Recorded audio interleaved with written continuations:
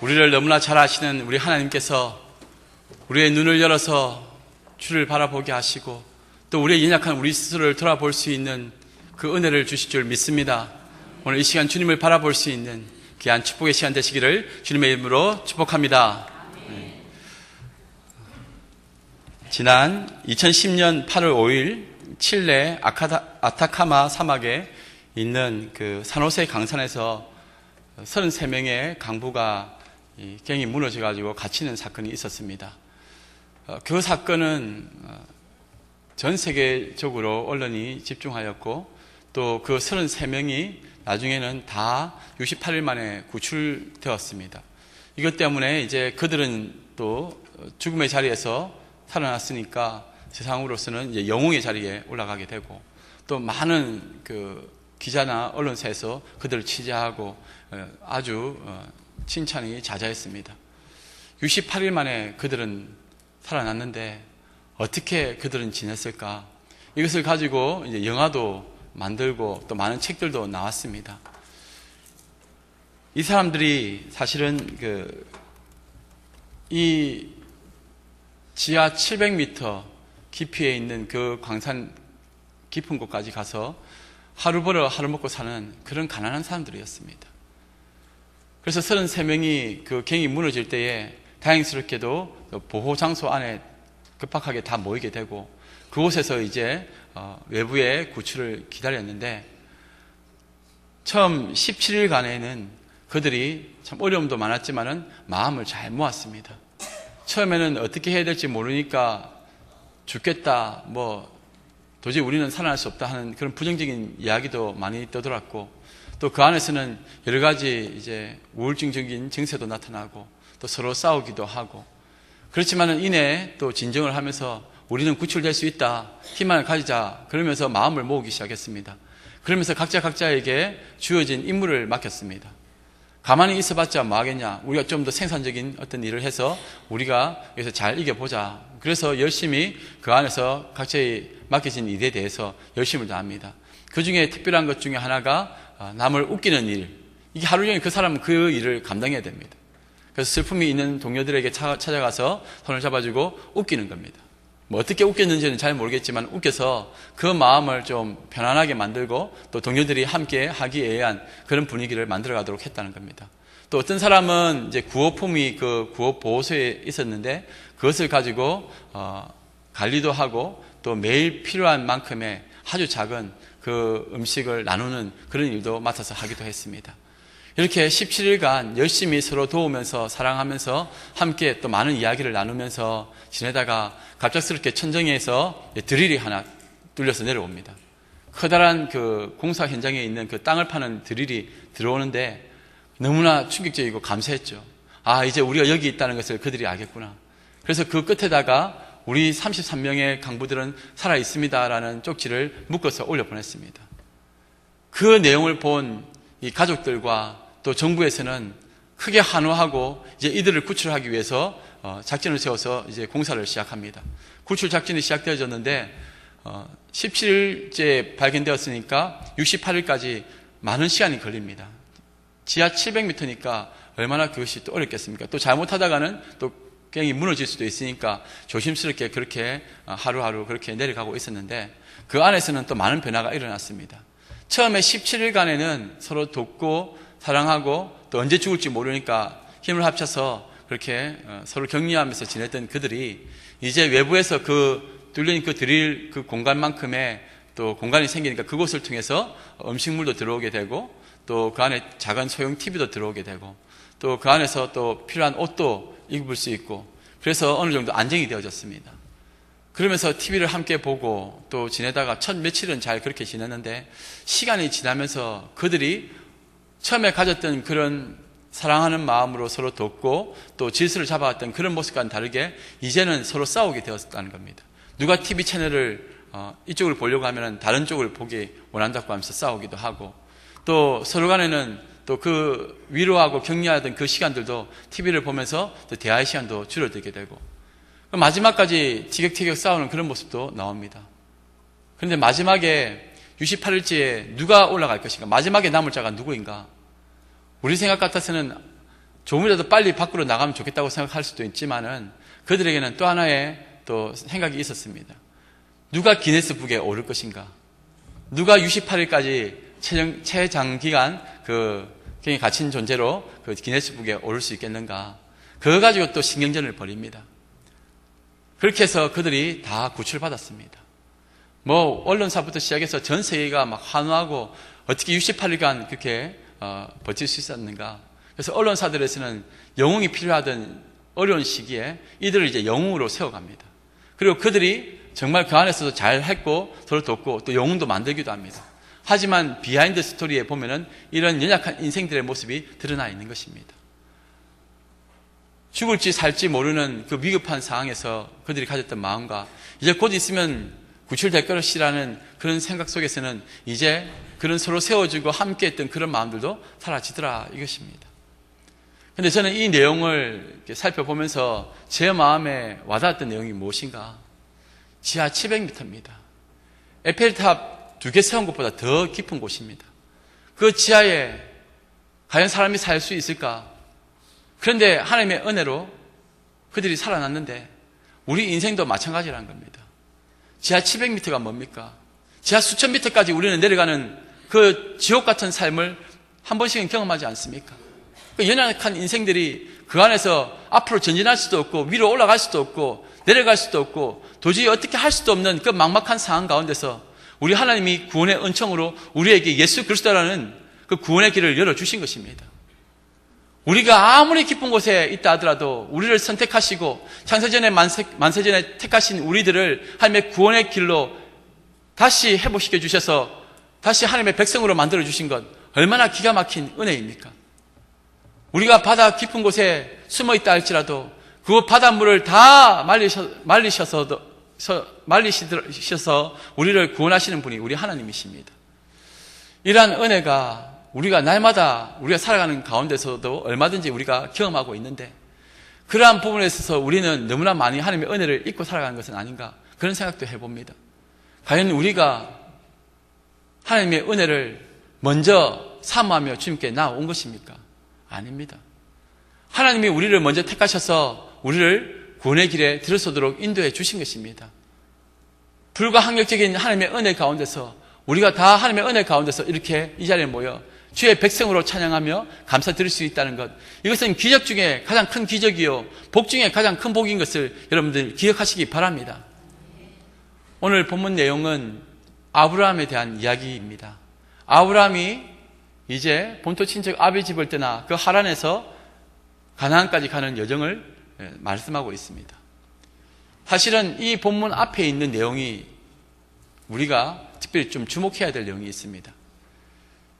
아브라함의 아버지는 데라입니다. 그 메소포타미아의 문명의 그 화려한 문명의 중심에 갈대아 우르라는 지역이 있습니다. 이것은 나중에 후대에는 바벨론이 되는데 이곳에 그 우상을 섬기며 또한 잘 먹고 잘 살았던 그런 데라 가족이 있었습니다. 도저히 자신들의 힘으로는 하나님을 알 수도 없었던 이들에게 어느 날 갑자기 하나님이 데라에게 나타나십니다. 그리고 가나안으로 떠나라고 합니다. 그 화려한 문명을 잘 살 수 있는 그 모든 것들을 내려놓고 떠나게 하신 하나님. 그래서 데라는 그 말씀에 순종해서 가족들을 이끌고 떠납니다. 떠나서 결국은 하란까지 이르게 됩니다. 그 이스라엘 가장 윗지방에 해당되는 그 하란에 올라가게 되는데 그 하란이라는 곳은 이름 뜻이 교차로라는 뜻입니다. 많은 사람들이 왕래하는 교통의 요충지였습니다. 많은 사람들이 왕래하다 보니 상권이 형성되어지고 또 경제적으로 안정이 되고 사람 살기에 아주 좋은 그런 장소였습니다. 그 하란까지 데라가 다 가족을 이끌고 그곳에 왔습니다. 그런데 문제는 그때의 데라가 그곳에서 더 나아가서 가나안까지 주께서 말씀하신 곳까지 내려와야 되는데 그곳에 내려오지 아니하고 그곳에 머물러 버리고 맙니다. 그러다가 그가 이제 죽음을 맞이하게 되었습니다. 그리고 죽음을 맞이하고 창세기 12장으로 들어가는 겁니다. 하나님의 소명을 먼저 받은 이 데라가 길을 가다가 자신이 살 만한 아주 좋은 것을 보게 되니까 그 교차로 앞에서, 그 하란 앞에서 영적으로 방황을 하게 됩니다. 그러다가 그냥 이곳에 살아야 되겠다. 소명을 잃어버리고 가는 길을 놓쳐버리니 더 이상 하나님과의 영적인 교제가 없습니다. 어떠한 말씀도 없습니다. 그냥 거기서 늙어 죽게 됩니다. 우리도 마찬가지입니다. 주님의 말씀을 받았으면은 그 말씀을 따라서 끝까지 가야 되는 겁니다. 지금 내가 상황이 어렵고 힘들다 하여서 그것에서 머물면 안 됩니다. 더 나아가야 됩니다. 또 그 가는 길에 서서 또 좋은 길이 나타났다고 해서 또 그곳에 머물러서도 안 됩니다. 우리는 주의 길, 십자가의 길, 의의 길을 걸어가는 주님의 백성이라는 사실을 기억해야 되겠습니다. 우리 모두는 천국 가는 그 여정, 그 순리자의 길을 걸어가야 되는 나그네라는 사실을 기억하시기 바랍니다. 이제 데라가 죽고 나서는 우리 하나님께서 바로 아브라함에게 나타나십니다. 그리고는 아브라함에게 본토 친척 아비 집을 떠나 우리 주님께서 지시하는 곳으로 가라고 하십니다. 그곳이 구체적으로 어느 땅, 어느 곳에 있는지 말씀해 주지 아니하고 그냥 떠나라고 말씀하십니다. 참 막막합니다. 그래도 먹고 살만한데 갑자기 또 자신의 그 안전한 곳을 떠나서 낯선 땅으로 가라고 하십니다. 그런데 그곳이 정확히 어디 장소인지도 말씀해 주지 않습니다. 히브리서 11장 8절에 보니까 믿음으로 아브라함은 부르심을 받았을 때에 순종하여 장래의 유업으로 받을 땅에 나아갈새 갈 바를 알지 못하고 나아갔으며 그렇게 되어 있습니다. 갈 바를 알지 못하고 나아가는 것, 이 아브라함이 무모한 가운데서 나아간 것 아닙니다. 모험심으로 나아간 것 아닙니다. 오늘 말씀을 보니까 히브리서 11장 8절에는 믿음으로 나아갔다고 되어 있습니다. 우리 성도들이 걸어가는 길은 그냥 우연히 걸어가는 길이 아니라 믿음으로 걸어가는 것임을 여러분들 기억하시기 바랍니다. 쳇받침 위에 모래도 올려놓고 철가루도 올려놓습니다. 그런데 밑에는 자석이 있습니다. 그러면은 밑에 있는 자석이 여기저기 막 움직이면은 그 철가루는 그 자석이 가는 대로 따라가는 겁니다. 그런데 모래는 움직이지 않습니다. 우리 믿음의 성도들은 다 주의 손에 붙들려 있는 존재라는 것을 기억하시기 바랍니다. 우리가 어디로 가야 될지, 무엇을 해야 될지는 이미 주님께서 정해 놓으셨습니다. 우리는 그저 우리의 길이 순례의 길이니 주님 말씀에 순종하며 믿음으로 걸어가면 됩니다. 그런데 우리는 자꾸 우리의 환경 가운데서 힘들어지니까, 어려워지니까, 때로는 이곳이 좋사오니 하면서 이곳에 머물기를 원하니까 계속 어려운 시험을 당하게 되는 것입니다. 주께서 가라고 하실 때에 믿음으로 순종하며 걸어갈 수 있는 저와 여러분들 되시기를 주님의 이름으로 축복합니다. 아브라함은 말씀에 순종했습니다. 어떤 터도 달지 아니하고 그 말씀에 순종하고 걸어갔습니다. 우리의 길이, 걸어가는 길이 복잡하고 어려울 것 같지만은 근데 아주 단순한 원리만 기억하면 됩니다. 믿음의 선진들도 그렇게 걸어갔습니다. 어떻게 하느냐? 이 수만 갈래의 교차로 같은 이 하란 땅 앞에서 우리는 어디로 가야 되는가? 무엇을 바라보며 가야 될 것인가? 우리는 저 천성을 바라보며 표대를 향하여 그 십자가를 바라보며 주의 길을 걸어가는 자라는 것을 기억하시기 바랍니다. 그리고 순간순간에 우리는 그 많은 선택의 기로에 있어서 엎드려 기도하는 것입니다. 주님, 내 뜻대로 가지 말게 하시고 주의 뜻대로 가게 해 주십시오. 그리고 주님께서 원하시는 일을 감당할 때까지 쉬지 않고 이 걸음을 멈추지 않고 가기 원합니다. 주께서 맡기신 그 귀한 사명 잘 감당하고 끝까지 저 순례의 길에서 벗어나지 않도록 인도해 주십시오. 말씀과 기도로 한 걸음 한 걸음 걸어가는 것입니다. 말씀으로 기도로 나아가는 하나님의 자녀에게는 주께서 길을 열어주시고 함께 하심을 보여주셨다는 사실을 잊지 마시기 바랍니다. 오늘 말씀에 보니까 하나님께서는 아브라함 보고 길을 떠나라 그렇게 말씀하셨는데 고대 근동에서 가족들만 몇 명 이끌고 길을 떠난다는 것은 굉장히 위험한 행동입니다. 언제 도둑들이 나타나가지고는 자신들을 죽이고 그 양들이나 그 짐승들을 또 빼앗아갈지 모르니까 굉장히 위험한 행동입니다. 우리가 세상 살아가는 것도 사실은 이때보다 더하면 더할지 쉽지 않습니다. 더 어렵고 힘든 길일 수도 있습니다. 죽음의 길, 그 사망의 골짜기를 우리는 날마다 걸어가고 있지 않습니까? 때로는 실족할 때도 있고 때로는 상처받을 때도 있고 때로는 칼에 찔리는 그런 고통도 당할 수도 있습니다. 그런데 그 모든 길 가운데 이 떠남이 바로 우리 주님의 동행이라는 공식 속에서 우리를 이끄시는 주님이 함께 하신다는 사실을 기억하시기 바랍니다. 우리가 어떤 상황에 함몰되어져서 쓰러져 있다 할지라도 우리 주님 우리를 일으켜 세우시고 끝까지 그 천성 가는 그 시온 성에 이르기까지 우리를 붙잡아 주시고 인도하신다는 사실을 마음에 새기시기 바랍니다. 지금 아브라함은 순종하고 길을 떠났는데 우리 하나님께서 아주 큰 축복을 내리십니다. 2절과 3절 말씀입니다.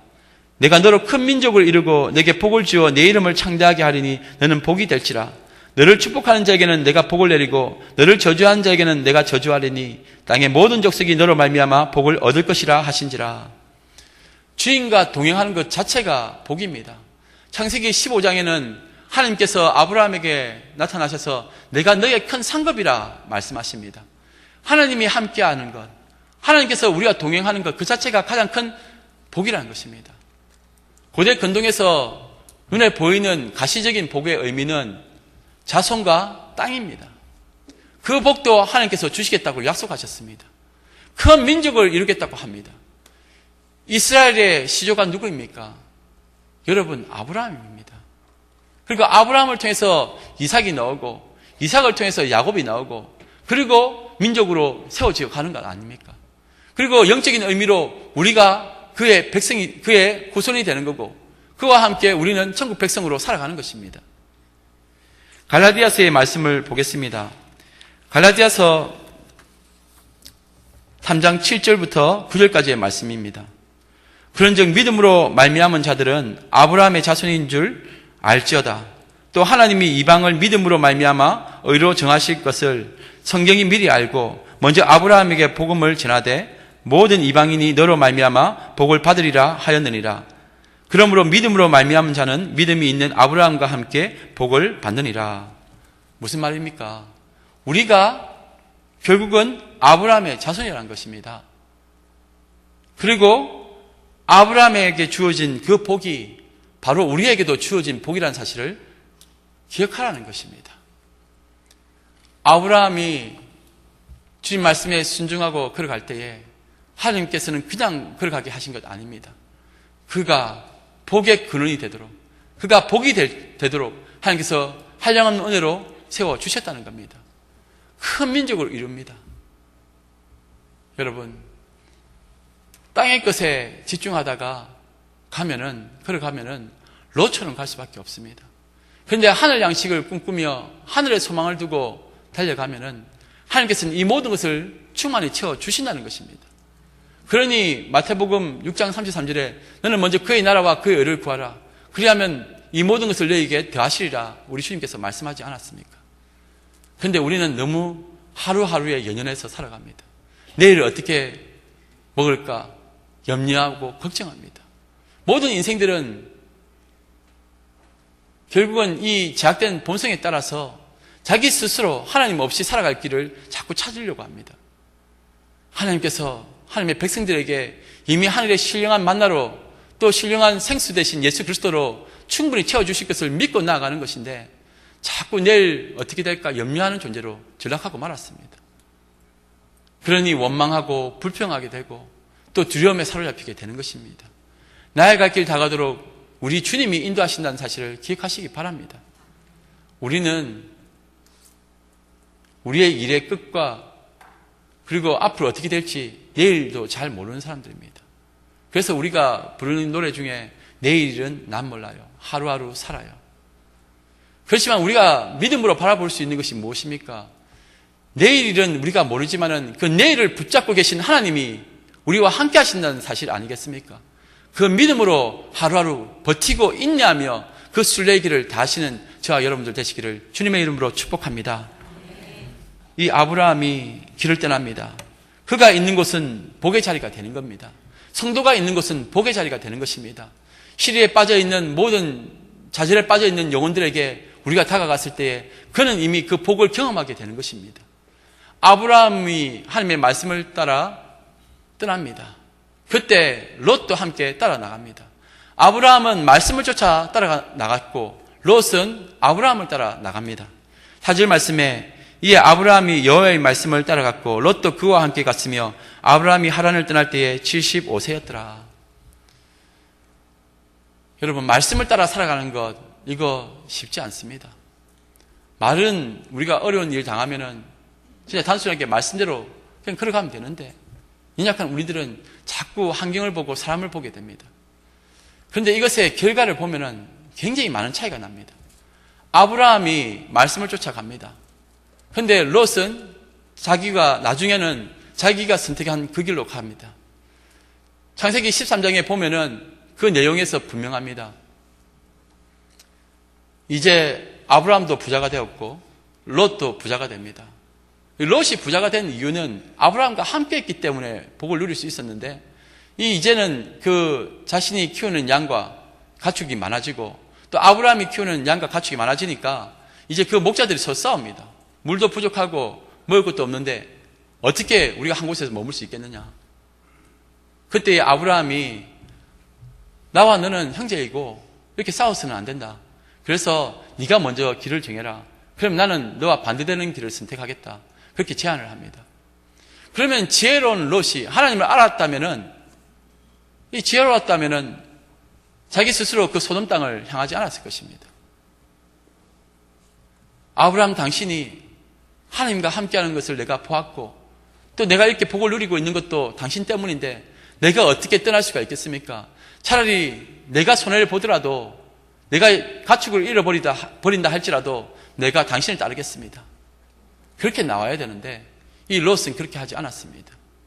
롯은 그 이야기가, 아브라함의 그 제안이 있고 난 이후에 바로 산에 올라가서 이것저것을 살펴봅니다. 그리고는 자기가 보기에는 정말 풍족하고 또 자기의 가축을 잘 키울 수 있는 곳이라 생각하는 그 소돔 땅을 향해 갑니다. 처음부터 소돔 땅 간 것 아닙니다. 점점 가까운 도시에서 점점 시간이 지나면 지날수록 그 소돔 땅에 들어가게 되는 것입니다. 사람 따라 가면은 그렇게 된다는 겁니다. 우리가 같은 믿음 생활을 하더라도 주님 바라보고 주님 말씀대로, 내게 주시는 말씀대로 따라가면 되는데, 똑같이 성경 들고 교회에 오더라도 사람 보면서 신앙생활을 하는 사람들은 결국은 자기의 마지막 그 유혹 앞에서, 그 교차로 앞에서 그 소돔 땅을 선택할 수밖에 없다는 것입니다. 그런데 그 일이 있고 난 이후에 이 아브라함에게 하나님께서 나타나십니다. 그리고는 내가 서 있는 곳에서 동서남북을 바라보라고 말씀하십니다. 자기 스스로 바라보는 것이 아니라, 롯처럼 그렇게 바라보는 것이 아니라 주님께서 말씀하실 때에, 주께서 보라 하실 그때에 보는 것입니다. 우리가 어떻게 우리가 갈 길을 아름답게 만들 수가 있겠습니까? 내가 보기에는 처음에는 좋아도 근데 나중에 가면은 그것이 죽음의 길이 될 수 있다는 겁니다.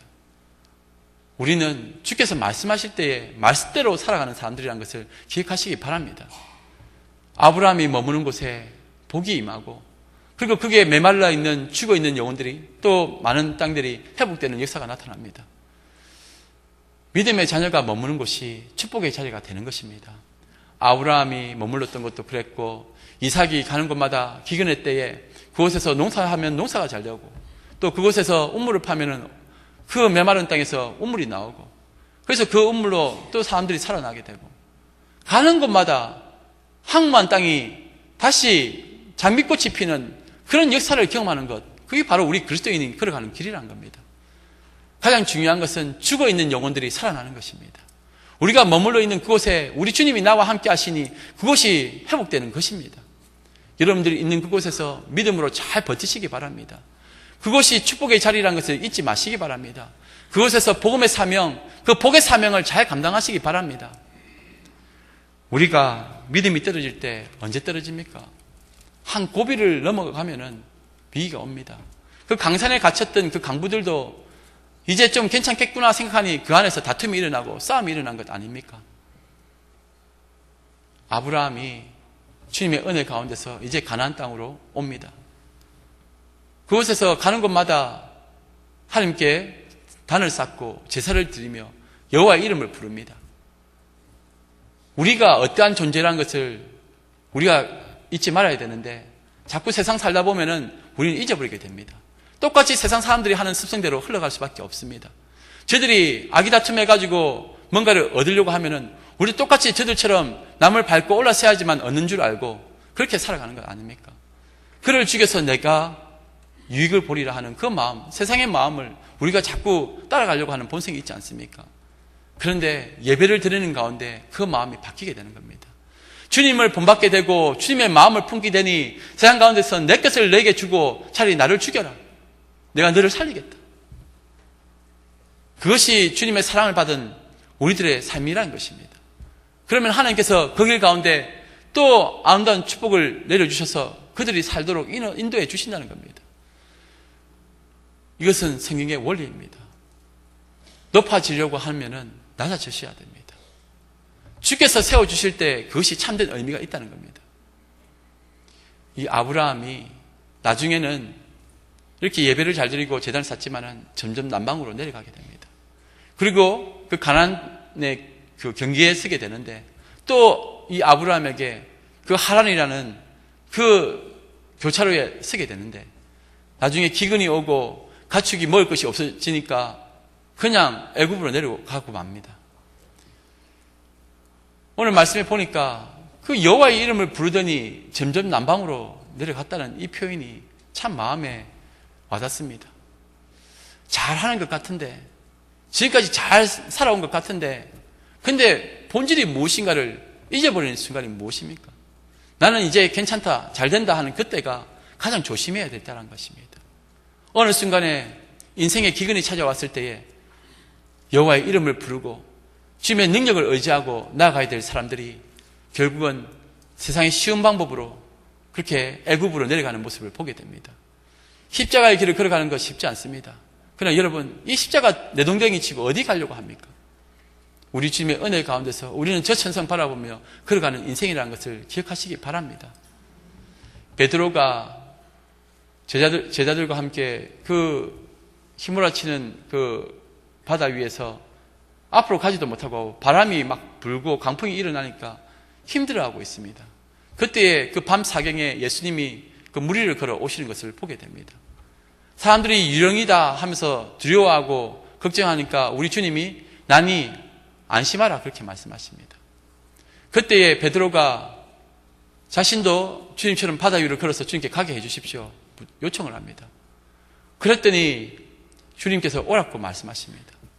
그때에 배에서 내려서 주님 바라보고 한 걸음 한 걸음 걸어갑니다. 주님 바라보고 걸어갈 때에는 그는 그 물 위에서 걸어갈 수 있었지만은 갑자기 불어오는 그 바람을 보니까 그가 두려움에 빠지게 됩니다. 바람을 보자마자 그는 서서히 바다에 빠져들어갑니다. 점점 빠져들어간다고 되어 있습니다. 주님 바라볼 때는 바다 위라도 걸어갈 수 있는데 자꾸 상황과 환경을 바라보고 주님 바라보지 않냐고 그 사람들을 바라보고 환경을 바라보니까 점점 함몰되어져가는 그 모습, 바로 우리의 모습이지 않는가. 주여 나를 불쌍히 여겨 주시옵소서. 우리 주님이 딱 한 말씀 하십니다. 어찌하여 의심하느냐. 믿음에 대한 부분을 말씀하십니다. 결국은 우리의 모든 상황 가운데서 아브라함이 걸어갔던 것도 믿음으로 걸어갔고 또 우리 역시 그 순례의 길을 믿음으로 걸어가야 된다는 것입니다. 여러분, 어디서 무엇을 하든지 믿음으로 그렇게 살아가시기 바랍니다. 바울이 나중에 로마로 갈 때에 그 제수들과 함께 백부장과 함께 배를 타고 가다가 이 난파를 당하게 됩니다. 원래 바울은 그 길로 가면 안 된다고 했는데 자꾸 그 사람들이 그 선주나 또 뱃사람들의 말을 듣고는 그냥 그 백부장이 그 말을 따라서 바다를 향해 갑니다. 그때에 그 예고한 대로 유라굴로 강풍이 불어오고 그래서 배가 파손이 되고 막 힘들어집니다. 그때에 이 바울이 일어나서 하나님의 뜻을 전합니다. 모든 사람이 힘들어하고 있을 그때에 이 바울이 일어나서 형제들이여 안심하라 그렇게 선포합니다. 우리 주님이 우리를 보호하시고 결국 우리를 인도해 주실 거라는 것을 선포하고 그렇게 힘을 내라고 말씀합니다. 말씀을 전합니다. 지금 정치, 경제, 사회적으로 다 힘들다고 합니다. 그리고 요즘 우리 부산 경제도 많이 힘들다고 합니다. 여기저기서 도산하고 중소기업이 무너지고 있습니다.